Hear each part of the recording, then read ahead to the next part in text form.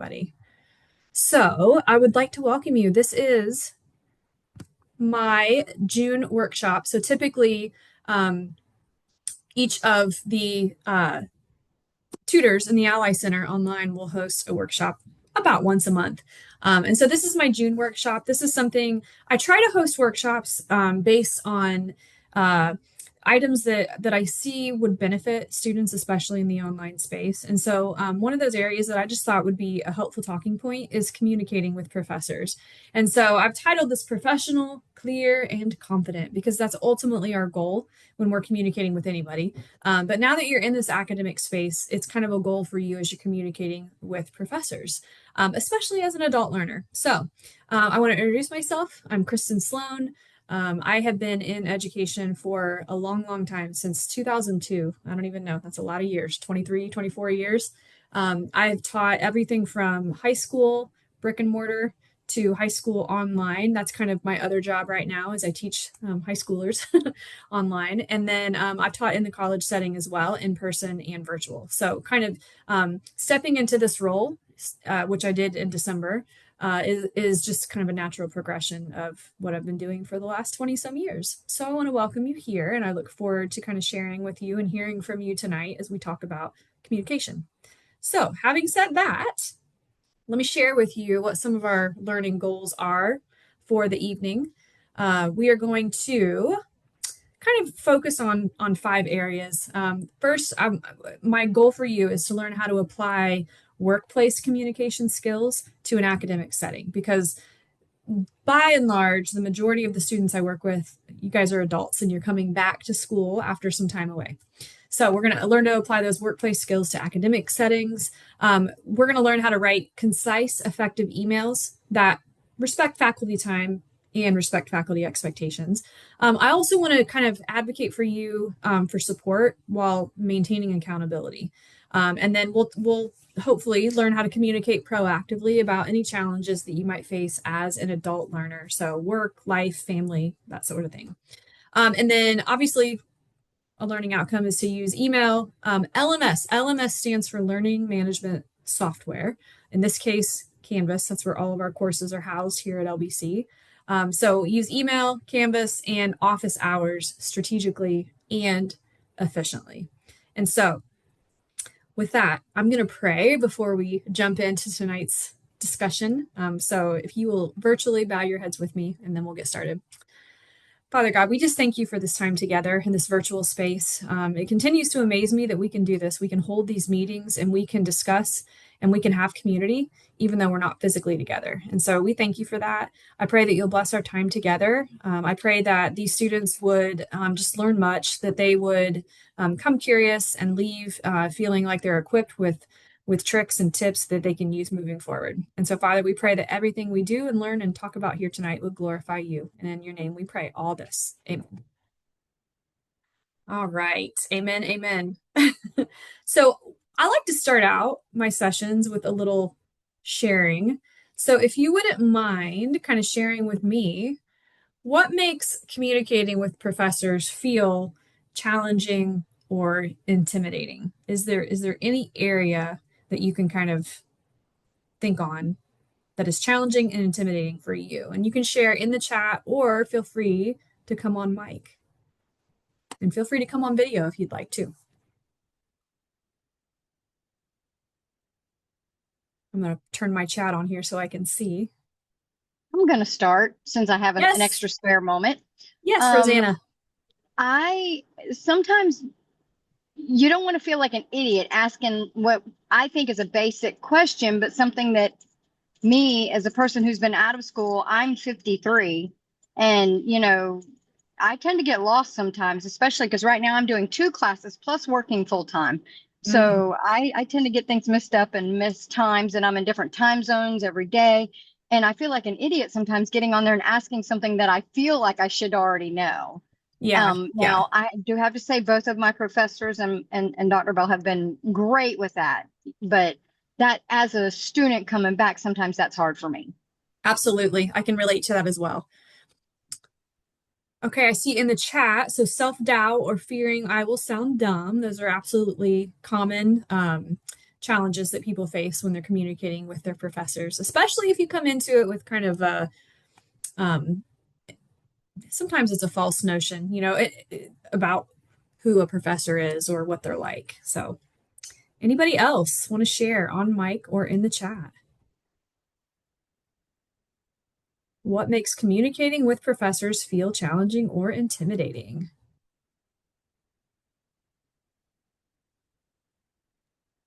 Going Well, once, going. I guess Oh, it's just when you're misunderstood mhm.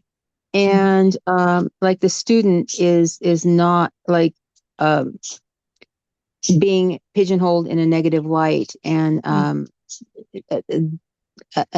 a refusal, an intentional refusal on the part of the one in authority to Mm, to make any concessions in their mind or their attitude.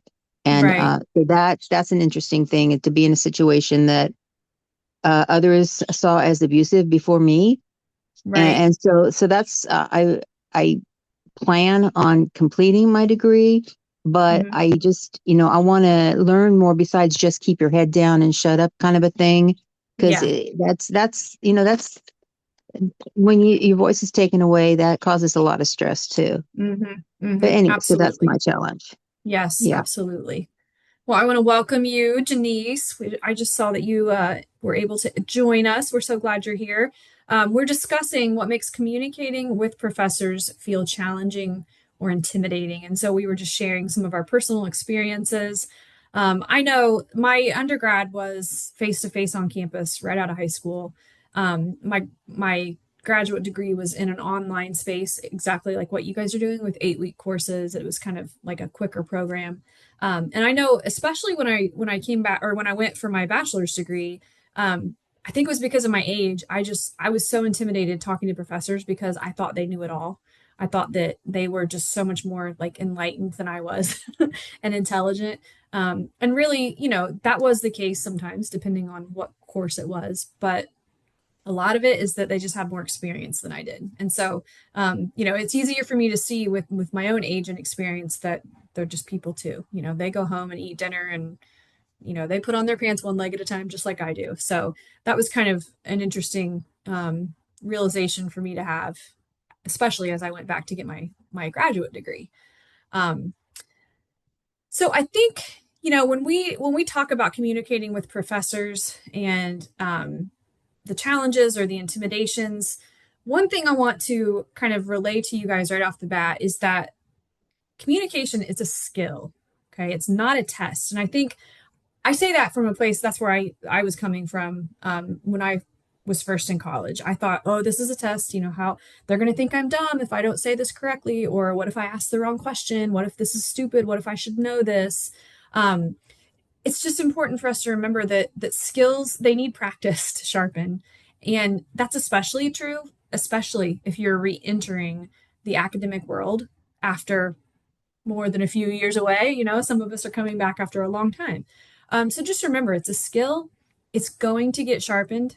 Okay, the more you are in school, the more you become familiar with the routine and just the expectations and such, it will get easier. So that's my kind of encouragement to you as we start this session tonight.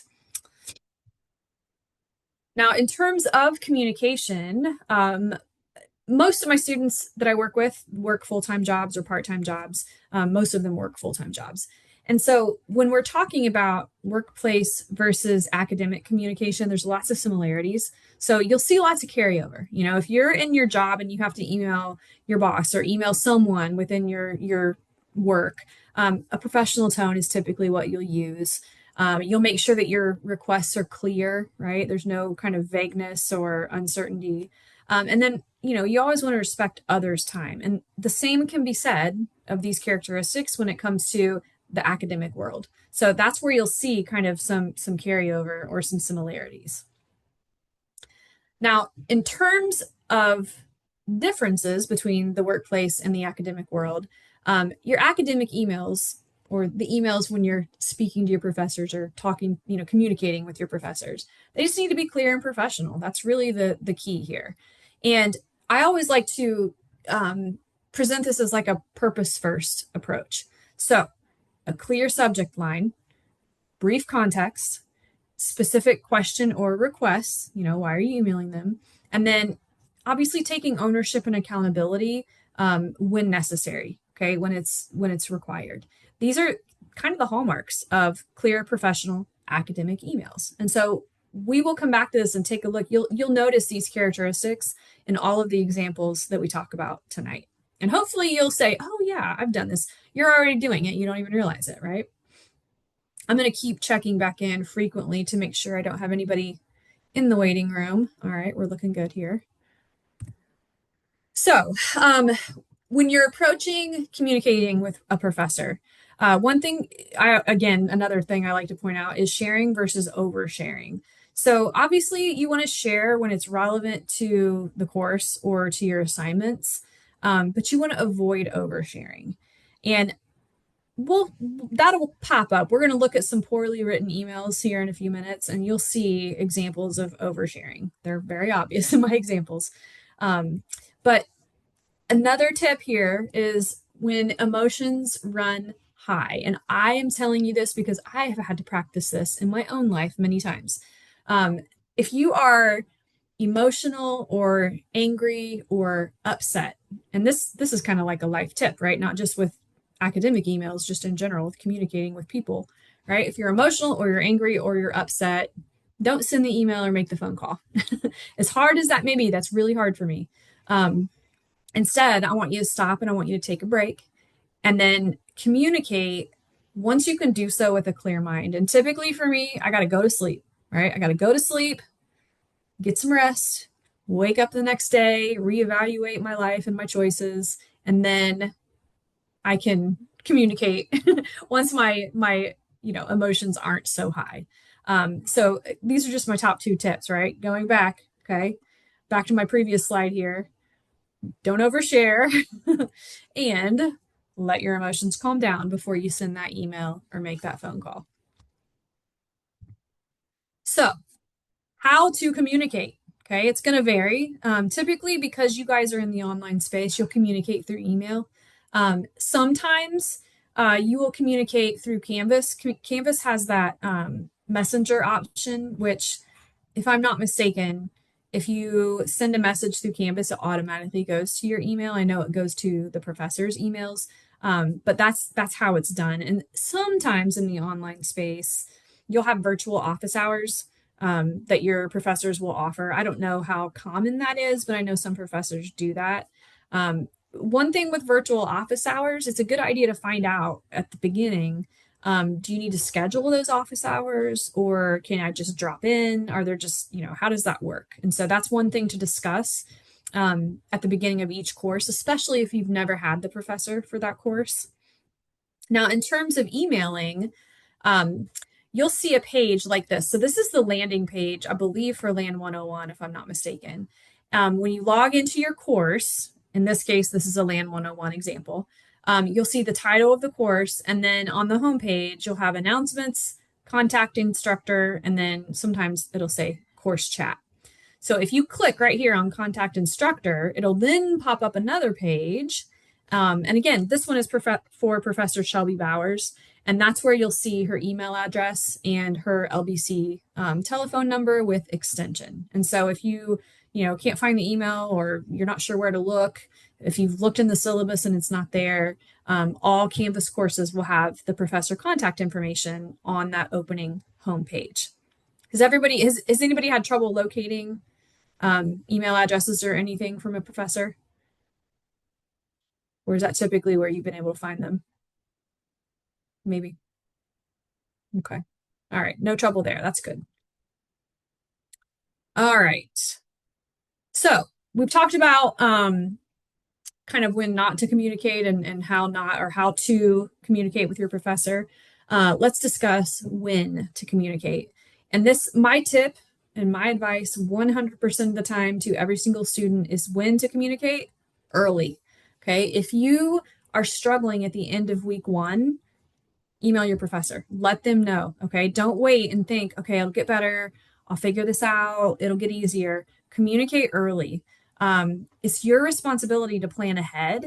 And by you, I mean the student, right? Not like literally you, but you need to plan ahead. And so if you know you're having trouble, or if you know that there's something coming down the pipe that you're going to need to maybe be away from your work, let your professor know.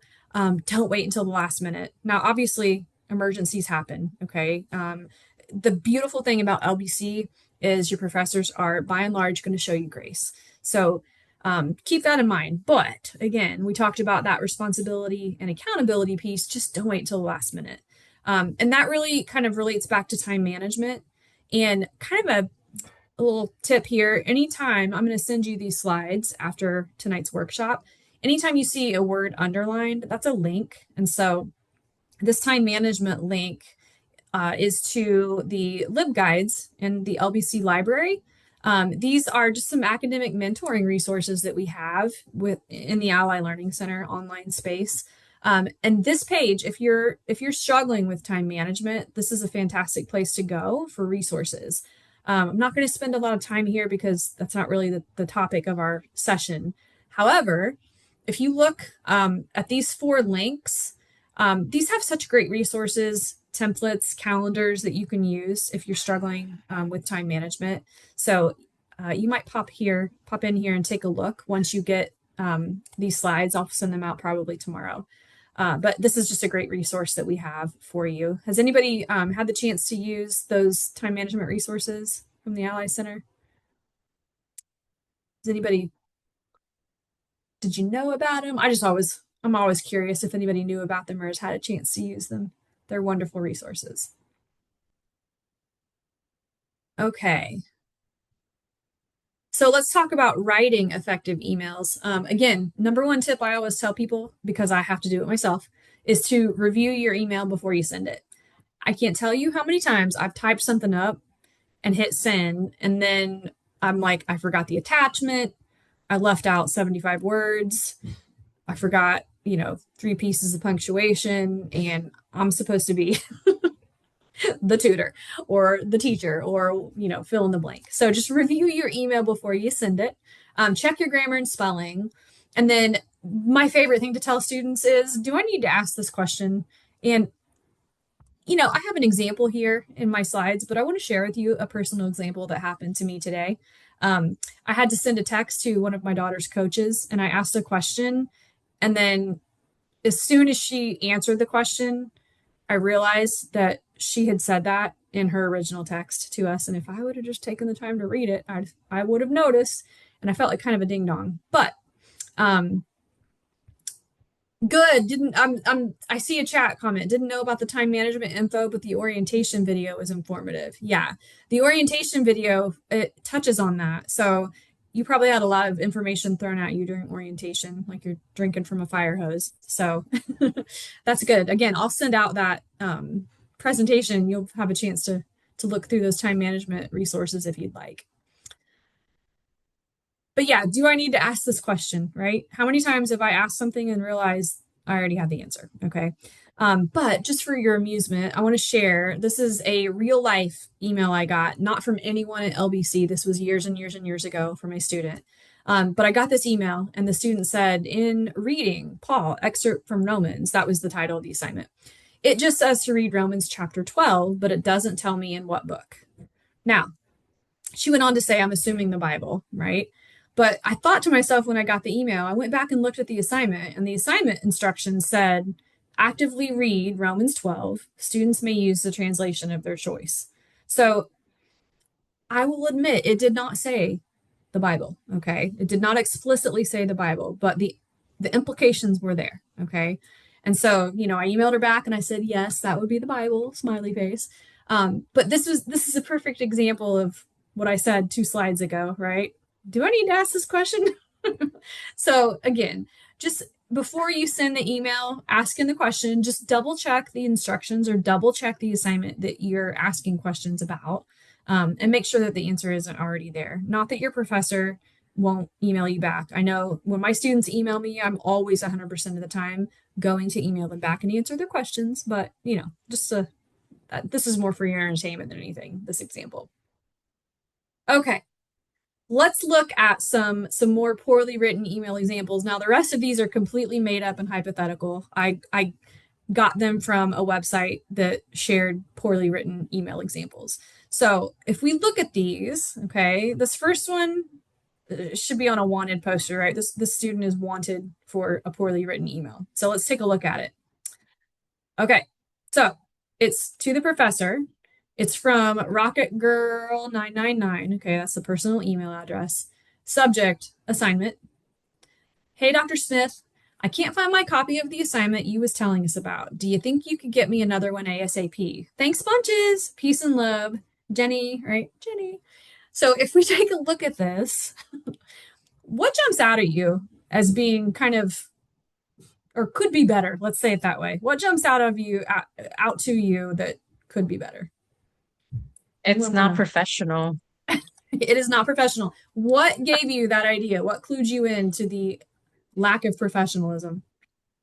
Everything, the heart, the email, talking like if you're talking to your friend. Yep. Yep. Yeah, peace and love.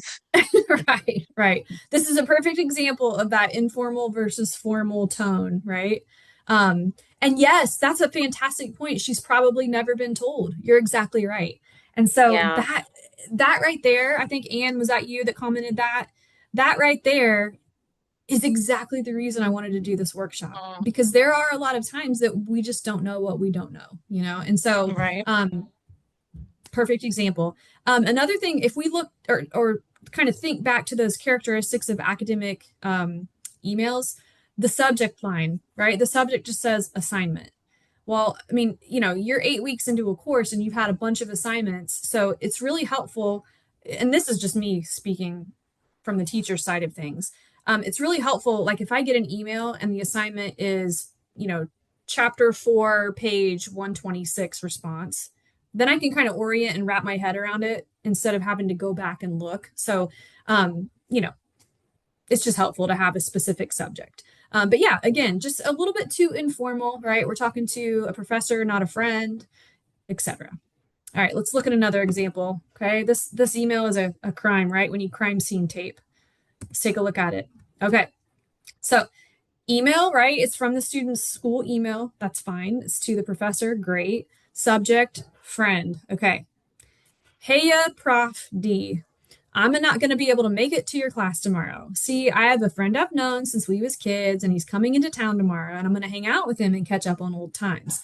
He's visiting family and relatives in our hometown, and I haven't seen him since we was about 10 years old, and I won't get a chance to see him again until who knows when. So I hope you will forgive me for not being in your class tomorrow. Later, alligator. Jeremy, number 1. Obviously, this is meant to be a little bit humorous, okay? The lack of professionalism is meant to be obvious to you, but what jumped out at you in this email? Oversharing. Yes, oversharing. Yeah, that jumped out at both of you. That's right, oversharing. Now, was his information that he gave about his friend not being in town, it wasn't relevant to the course, okay? It wasn't. And so it's just, you know, you don't need that much information. Just get short, sweet, and to the point. You know, what do you need? Why do you need it? Again, because you want to respect, just like I try to respect my students' time by staying within boundaries of like a class period or like a workshop, you want to respect your professor's time as well, okay? And they will respect yours. This is a mutual, you know, relationship here. Another thing, again, look at that subject line. Okay, friend. All right, what does a friend have to do with my class? And then spelling, grammar, punctuation. If you are in a college course, you're never going to, you know, I don't want to say never. You're not going to get it right all the time and be perfect all the time, but that's what you should strive towards. And so, again, not saying that this student hasn't made progress, right? Maybe this is a step up from where he started grammatically. But again, we just want to err on the side of caution and keep it a little on the formal side, stick to the subject, be clear, be purposeful, okay? Let the professor know, hey, I won't be in class tomorrow, that sort of thing. All right, next example, right? This is sending out an SOS for help. Okay, so we've got, again, to this professor. from the email address. When I taught in the high school brick and mortar, sometimes the emails that I would get from the addresses, like I would be embarrassed because of the email address. Now, it's because it was a personal email address. But again, send it from your LBC address unless you just absolutely can't. All right, subject, right? There is no subject. Hi, Mr. Johnson. I hope everything is okay with you, but my computer died. I just wanted to let you know that the assignment we have due tomorrow is on my computer, and my brother and my dad both say that I can't get it back. Can I get an extension until next week, maybe? It may be longer because I don't know when I'll have a chance to get a new one because we are in the process of moving to a new house and everything is kind of up in the air and all over the place. I guess that's life. Smitty. What do you notice about this one? Now I'm going to give this one a little bit of, right. Yeah. No, I would agree with that, Anne. Yep. Yep. Sometimes you're right. Sometimes it's easy to have others assume that it's just an excuse. You're exactly right.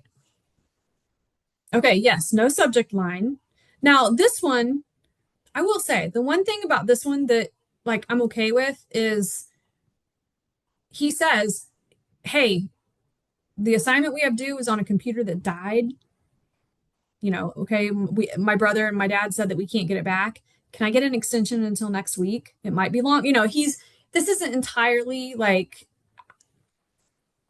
off base, okay? It just needs to be tightened up a little bit, right? Hello, Professor Johnson. And then again, right, we want to make sure we've got those spelling errors fixed if possible. And Smitty, okay? Especially being Smith. Smith is such a common last name, right? So give him your first name along with it. All right. But fear not, I have some good examples, right? These are just examples that kind of echo how you want a professional academic email to sound. So let's take a look at them. The first one, okay, it's to the professor from the student and using their school email address. Subject, decision regarding assignment, okay? So again, that gives the professor an idea of what the email is about. Good afternoon, Dr. Johnson. My name's Lucy Smith. I'm a student in your Monday, Wednesday, Friday English 1101 course at 10 a.m. I'm writing to let you know I've reached an impasse regarding our most recent essay assignment, and I would like to discuss with you which option would be best for me to take. Since I have another class during your scheduled office hours, would it be possible to meet with you at another time? If so, please let me know what day and time would be most convenient. Thank you for your time and consideration in this matter. Sincerely yours, Lucy Smith. Now, at LBC, okay, I do not personally think, based on the size of your classes, that you need to say, I'm a student in your yada, yada, yada course at, obviously, right? It's an online course. Maybe the first time you contact your professor during that course, you would say, hey, I'm a student in your LAN 101 class. But they'll get to know you quickly, right? The classes at LBC are not these 300 student lab lecture courses. So the first time you contact the professor, maybe you say something like that. But I want to hear from you. What do you like about this email? What stands out to you as different from those other examples we looked at? It's professional and specific. Yep. I like that. That sums it up, doesn't it? Did you see how she kind of got right to the point? She was like, hey, I'm at an impasse about this assignment. I'd like to talk to you about what option will be best, right? She's just like, here's my purpose, here's my question. Let me know, thank you, right? She kind of has everything that this professor needs to know without oversharing, there's no like heightened emotion for any reason in this email. It's just kind of short, sweet, and to the point. Let's take a look at another example here. All right, so again, this is a student sending from their college email account to the professor. Class absence tonight, so that subject line's looking good, right? Professor Lemasters, I'm writing you today to inform you of the possibility I may be unable to attend your class lecture this evening. My car has a flat tire. I'll stop by your office during your scheduled hours to discuss what materials I've missed and to get updated on any assignments. All the best, Jonathan Brown. And then History 2200 Wednesday, right? Again, LBC, you don't need to include that information, especially because you're online. But one thing I will say about this email is you'll notice it's not perfectly formatted. Not a big deal. Okay. By and large, it's short, sweet, to the point, right? It has all those characteristics we discussed at the beginning. There's a clear purpose. There is a greeting. It is formal. It asks a question and then it closes out and moves on, right? Okay. Good email example number 3, right? This one is just leading straight to heaven. All right. Again, from the school email address to the professor. Subject, makeup examination question. Hello, Professor Stone. I'm Janice Powers from your Spanish Lit course. I wanted to let you know ahead of time I'll be out of town next Friday, the date of our midterm exam, because the women's tennis team is competing in a regional playoff out of state. I have a question about the midterm. Would I be able to take the exam early or soon after my return? Please let me know at your earliest convenience. Sincerely, Janice Powers. Okay. So what do you notice about this that kind of echoes what we talked about at the beginning when I was like, here's some tips. And if I had to tell you guys to do one thing, it would be to communicate. You remember that adjective I used or adverb, I guess?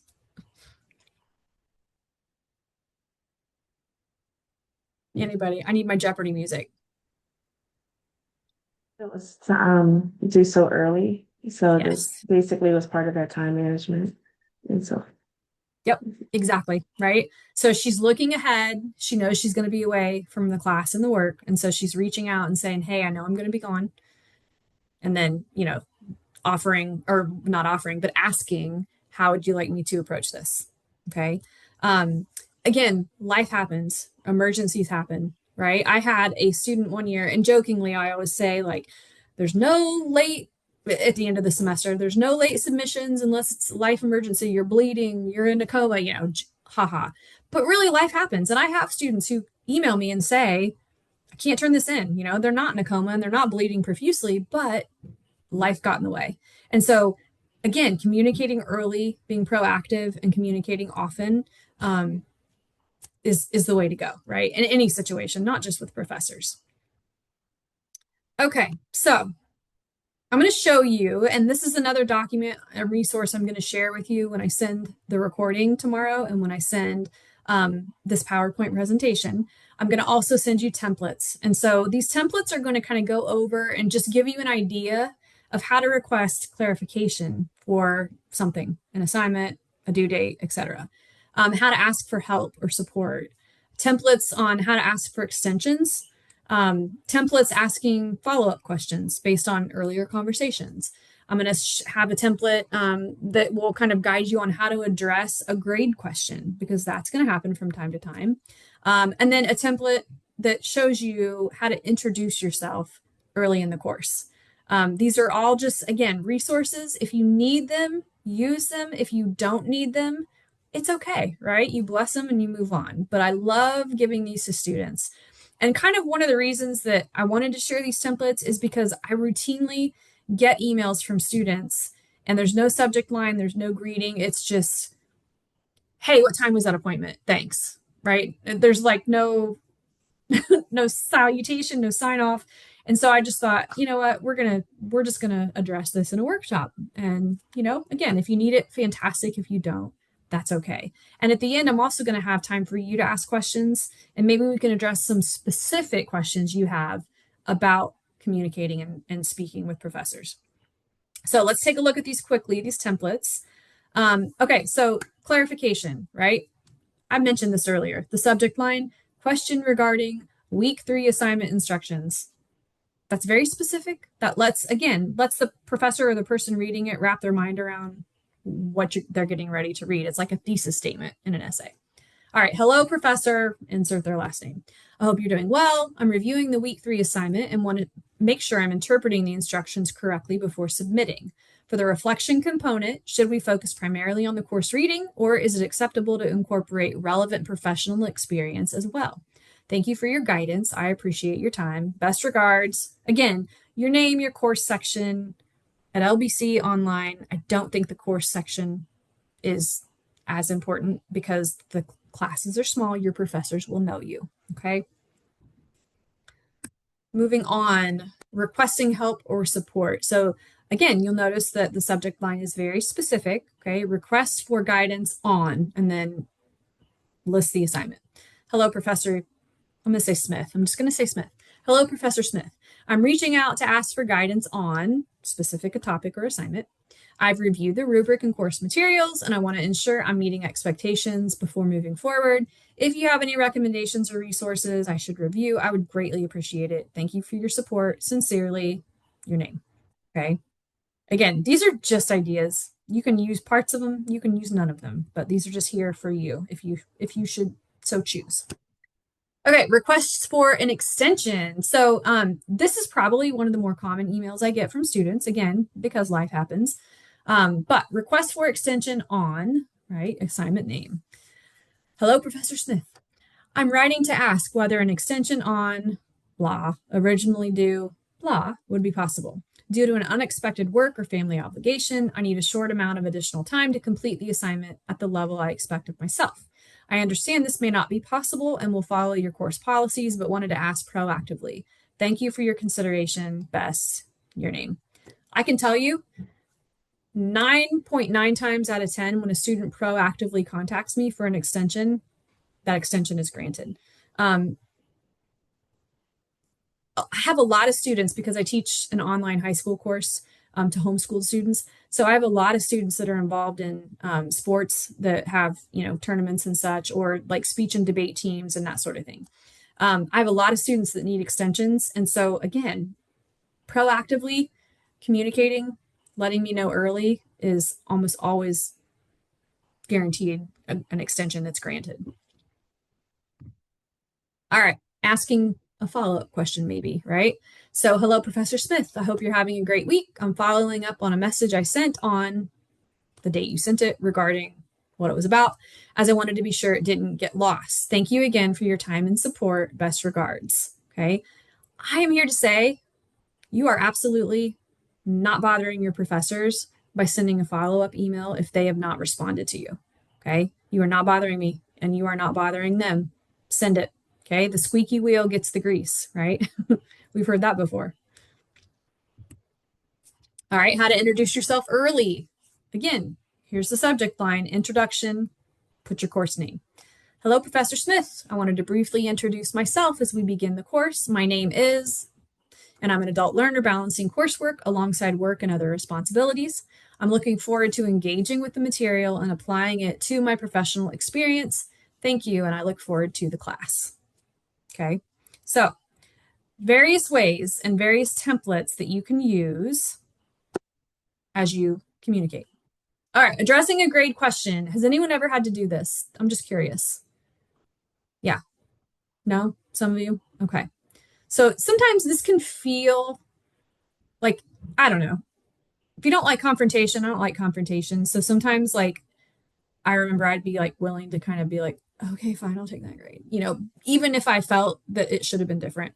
Again, professors are human too. Please reach out if you feel there's a discrepancy or if you just need clarification about a grade. Okay. All right, let's look at this template. Hello, Professor Smith. Thank you for the feedback on my assignment. After reviewing your comments, I wanted to ask for clarification on, okay, and then list what you had a question about. I'd appreciate any additional insight you can provide so I can improve on future assignments. Thank you for your time.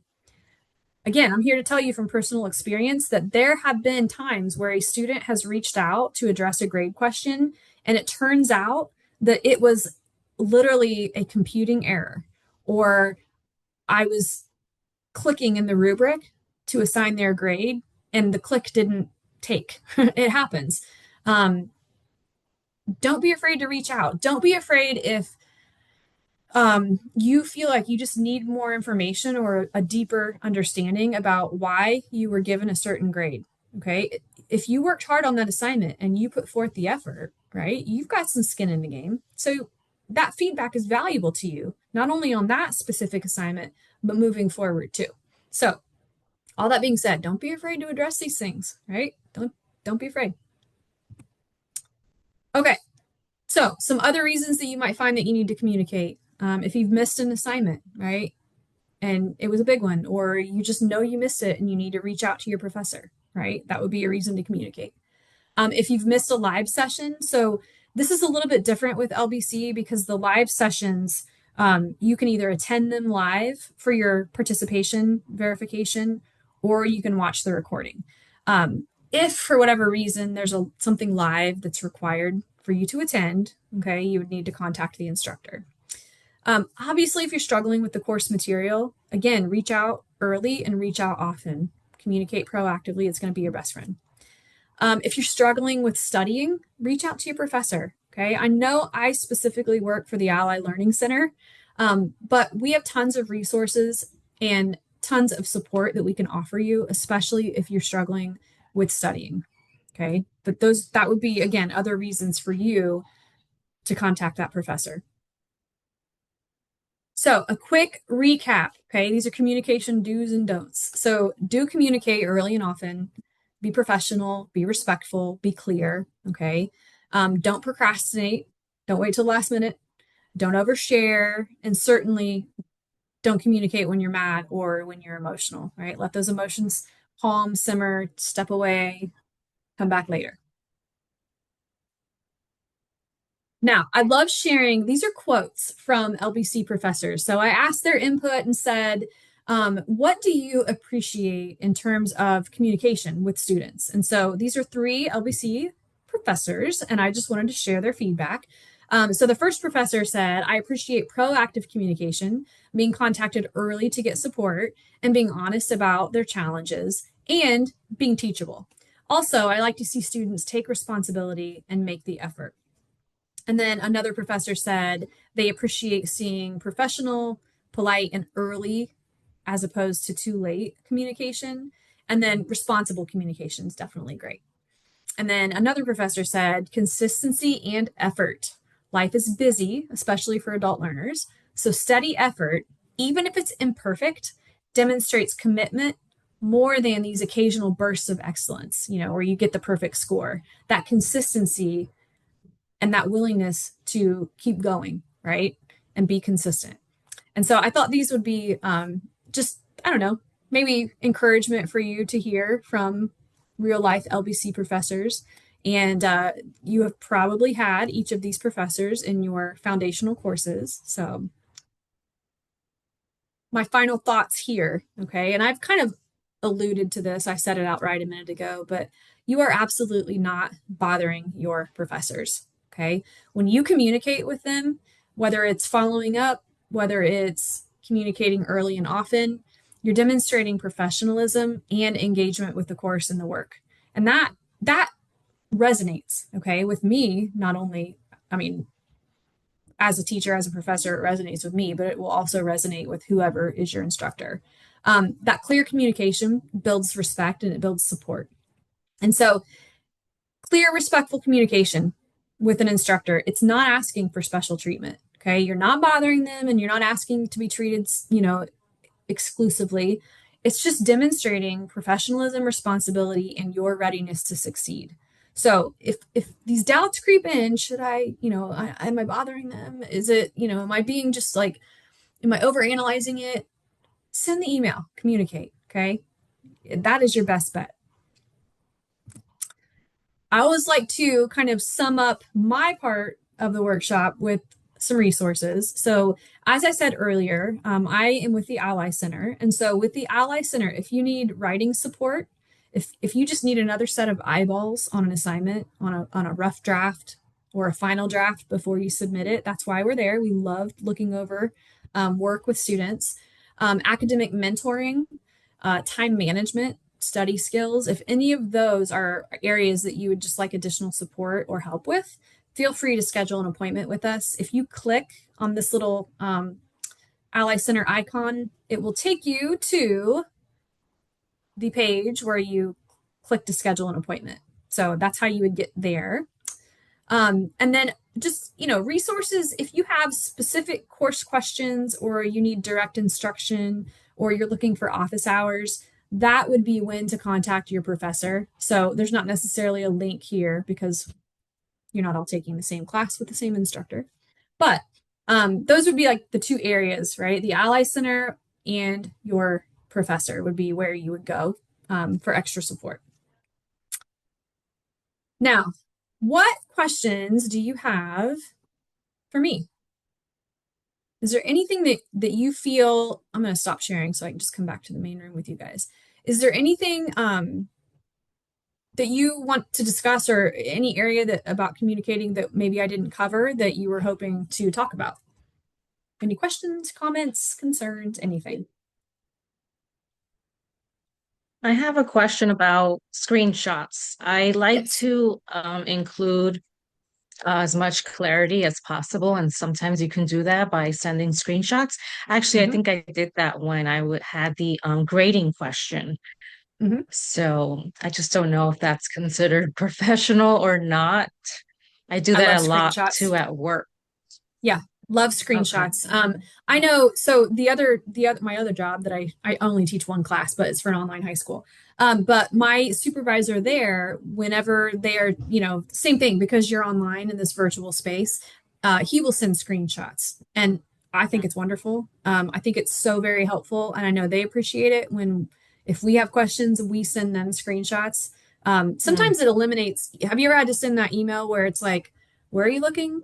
I'm on page 4. right, Okay, page 4, right, and it's like you waste time right. trying to just figure out where I'm supposed to be looking. So I love screenshots. I think that's fine. That's definitely fine. Yeah, that's a great Thank you. question.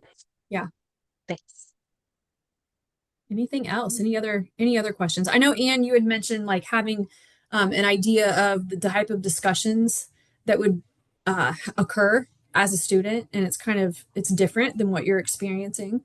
Um, any questions or comments about that?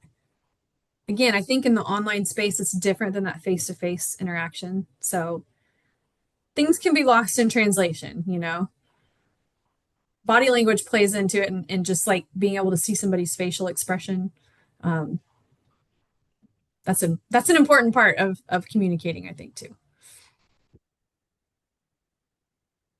Anything else? Any other questions?